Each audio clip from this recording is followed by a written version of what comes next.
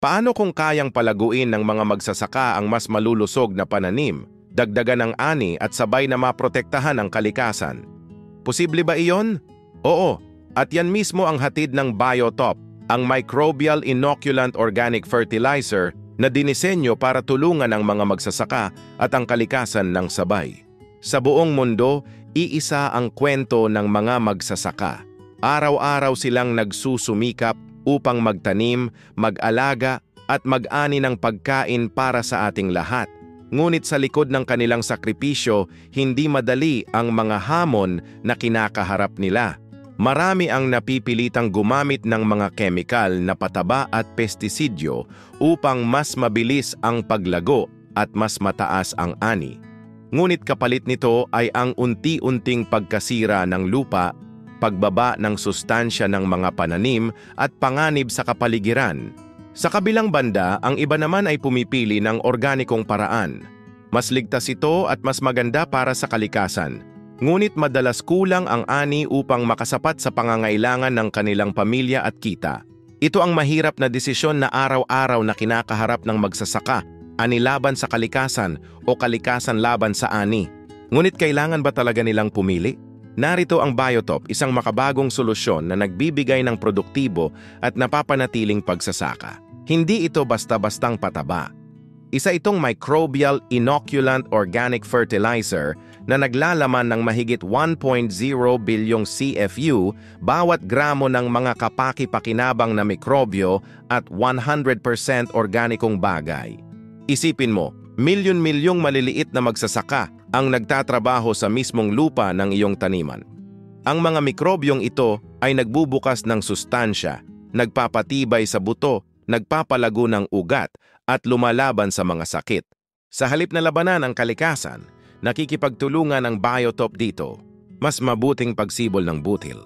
Sa tulong ng Biotop, mas mabilis tumutubo ang buto at mas malakas ang kanilang panimulang paglaki. Ang resulta, mas maagang lumalakas ang halaman at mas handa sa mga hamon ng panahon. Balanseng nutrisyon. Ang mga sustansya gaya ng calcium, phosphorus, zinc at boron ay mas madaling nasisipsip ng halaman.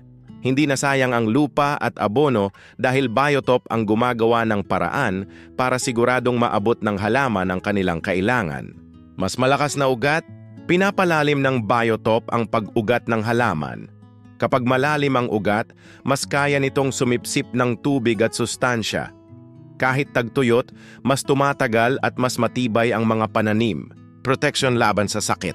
Isa sa pinakamalaking problema ng magsasaka ay ang mga fungal disease na sumisira sa ugat. Ngunit ang Biotop ay lumilikha ng natural na harang laban sa mga mapaminsalang fungi, pinipigilan ang sakit bago pa man ito umatake.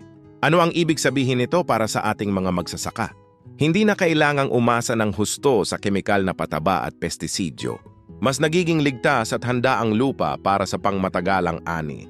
Mas nakakatipid dahil nababawasan ang gastos sa input, habang tumataas ang kita mula sa mas magandang ani.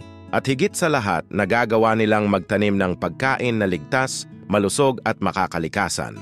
Ito ang uri ng pagsasakang hindi lang para sa ngayon, kundi para rin sa kinabukasan ng kanilang mga anak at komunidad. Ang Biotop ay hindi lamang isang abono.